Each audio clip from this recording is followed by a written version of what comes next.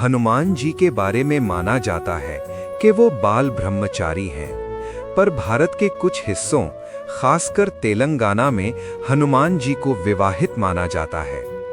इन क्षेत्रों में प्रचलित मान्यताओं के अनुसार हनुमान जी की पत्नी का नाम सुवर्चला है और वे सूर्य देव की पुत्री हैं। यहाँ पर हनुमान जी और सुवर्चला का एक प्राचीन मंदिर स्थित है। इसके अलावा पाराशर संहिता में भी हनुमान जी और सुवर्चला के विवाह की कथा है। हनुमान जी और उनकी पत्नी सुवर्चला का मंदिर तेलंगाना के खम्मम जिले में है। ये एक प्राचीन मंदिर है। यहाँ हनुमान जी और उनकी पत्नी सुवर्चला की प्रतिमा विराजमान है। यहाँ की मान्यता है कि जो भी हनुमान जी और उनकी पत्नी के दर्शन करता है, उन भक्तों के वैवाहिक जीवन की सभी परेशानियां दूर हो जाती हैं और पति पत्नी के बीच प्रेम बना रहता है। तेलंगाना के खम्मम जिले में प्रचलित मान्यता का आधार पाराशर संहिता को माना गया है। पाराशर संहिता में उल्लेख मिलता है कि हनुमान जी अविवाहित नहीं, विवाहित हैं। उनका विवाह सूर्य देव की पुत्री सुवर्चला से हुआ है। संहिता के अनुसार हनुमान जी ने सूर्य देव को अपना गुरु बनाया था।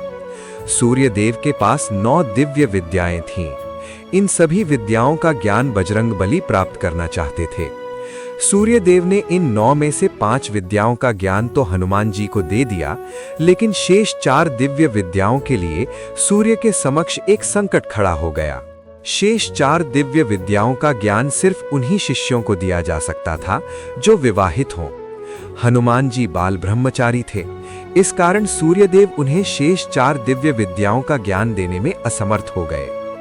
इस समस्या के निराकरण के लिए सूर्यदेव ने हनुमान जी से विवाह करने की बात कही। पहले तो हनुमान जी विवाह के लिए राजी नहीं हुए, लेकिन उन्हें शेष 4 दिव्य विद्याओं का ज्ञान पाना ही था। इस कारण अंततः हनुमान जी ने विवाह के लिए हाँ कर दी। जब हनुमान जी विवाह के लिए मान गए, तब उनके योग्य कन्या की तलाश की गई और ये तलाश खत्म हुई सूर्य देव की पुत्री सुवर्चला पर। सूर्य देव ने हनुमान जी से कहा कि सुवर्चला परम तपस्वी और तेजस्वी है और इसका तेज तुम ही सहन कर सकते हो।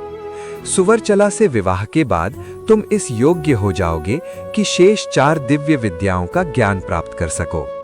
सूर्य देव ने यह भी बताया कि सुवर्चला से विवाह के बाद भी तुम सदैव बाल ब्रह्मचारी ही रहोगे, क्योंकि विवाह के बाद सुवर्चला पुनः तपस्या में लीन हो जाएगी।